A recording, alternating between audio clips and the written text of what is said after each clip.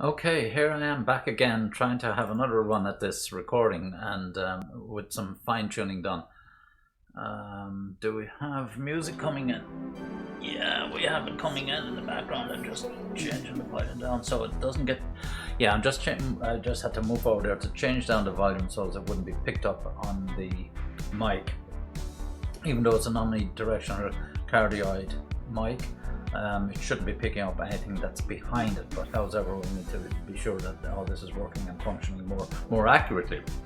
So anyway, the previous recordings were a lot of gobbledygook inside there. It was dropping frames, it was dropping audio towards the end of the recordings. I have to get out of this habit of looking up at the mic, probably because I'm talking about recordings, I'm talking about the mic, therefore I'm spending so much time looking up at the mic, which is actually way up there.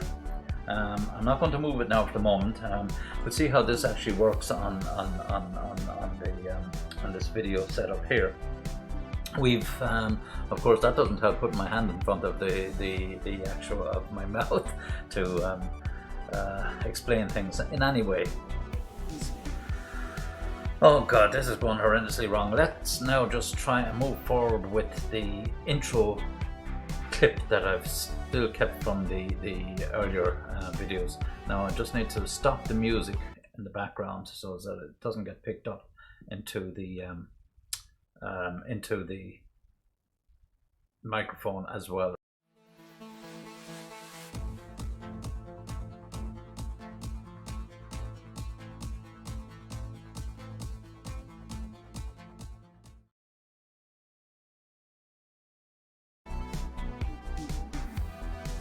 Transition into what I would consider to be the presentation scene.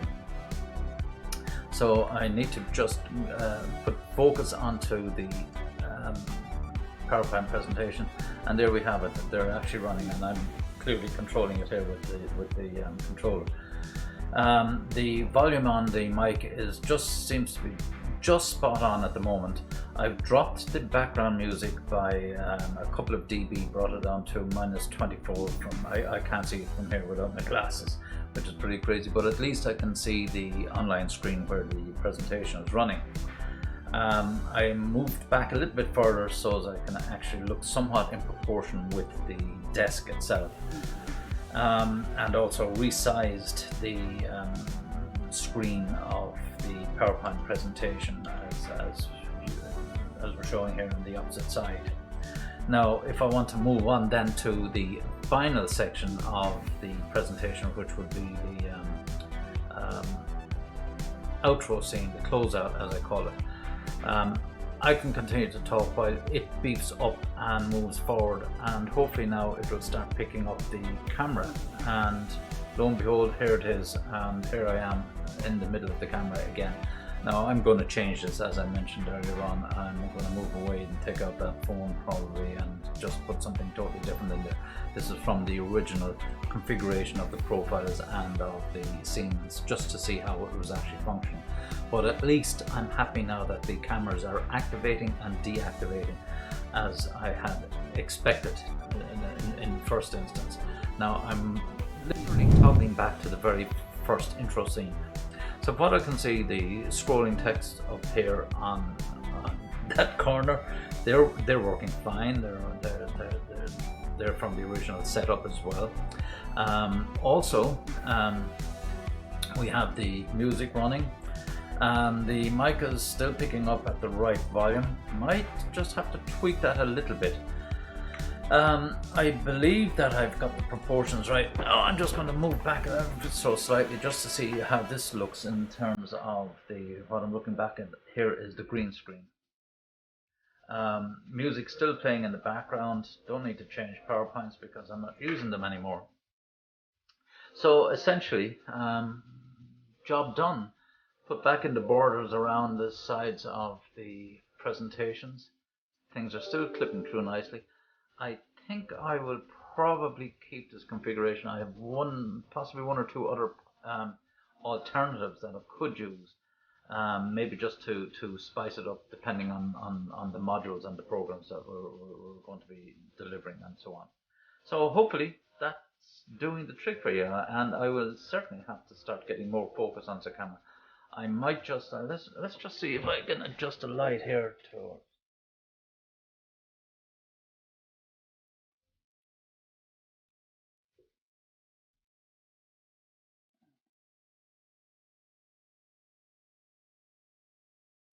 Okay, now what I've done is essentially I've just beefed up the lighting here. I'll try the same on the other side.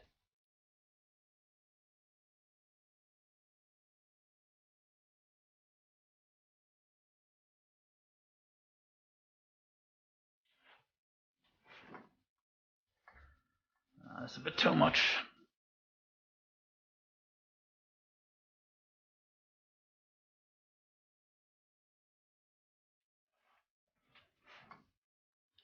Now I've virtually blinded myself looking into these lights while I was trying to adjust them. But it looks like the quality seems to be a little bit better. I see some little tweaking here that needs to be done on the left hand side of the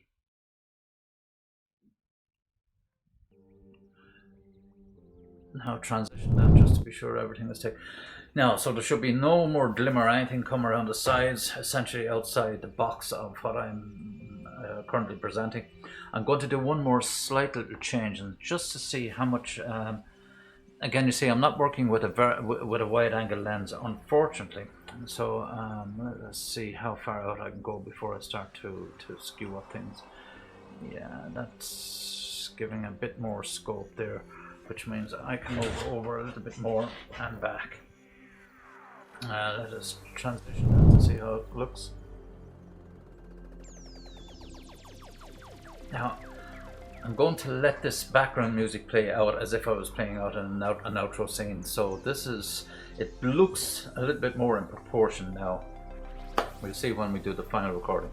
Now I'm going to beef up the music from minus 24 dB up to 10 dB.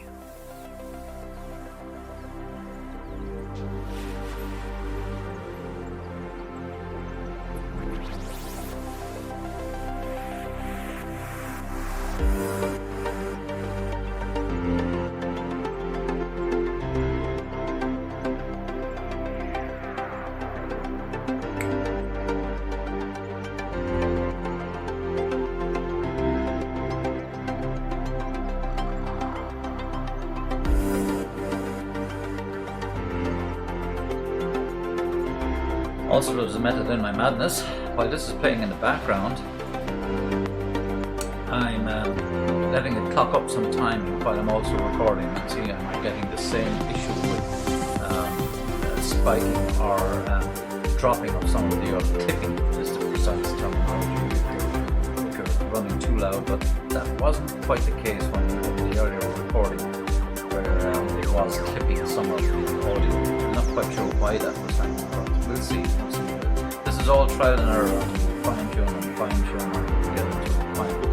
And then hopefully keep all the parameters equal and then replicate these in different scenes. I have had a number of issues this afternoon with OBS, and it kept crashing on me. I think it was because I was running too many profiles simultaneously with multiple scenes in parallel. It seems to store those in memory, so I cleared out everything, and hopefully now this has resolved a lot of these issues. Just let me have a look and see what the CPU. Yeah, I mean this is great. I mean I'm running this here at the moment. The video is running through, and I'm only clocking at 7-8% of CPU, which is brilliant actually. Because really, if you rub around the 40, 50, 60% of CPU usage, then you're really into overload territory. Issues will occur around the video rendering in the final production and so on. But that said, everything seems to be running nicely. Now I'm still letting this music run out. I've been recording now for 9 minutes, and I'm still hanging around the 6.97% CPU.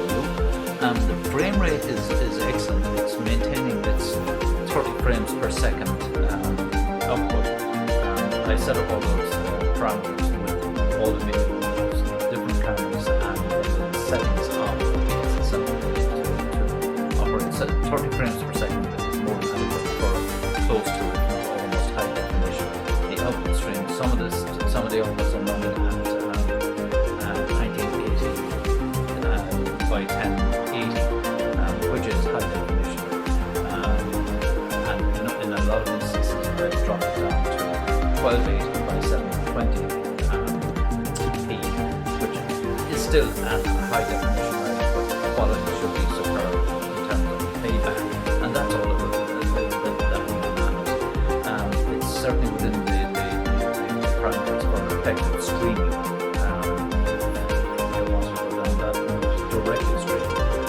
But anyway, the music is running hot and heavy in the background. It's Prophet's team, a mix up between that and Night Walk by a guy called Mattis. Superb stuff. It's just reinvigorated Jean-Michel Jarre material from the 80s and 70s and 80s.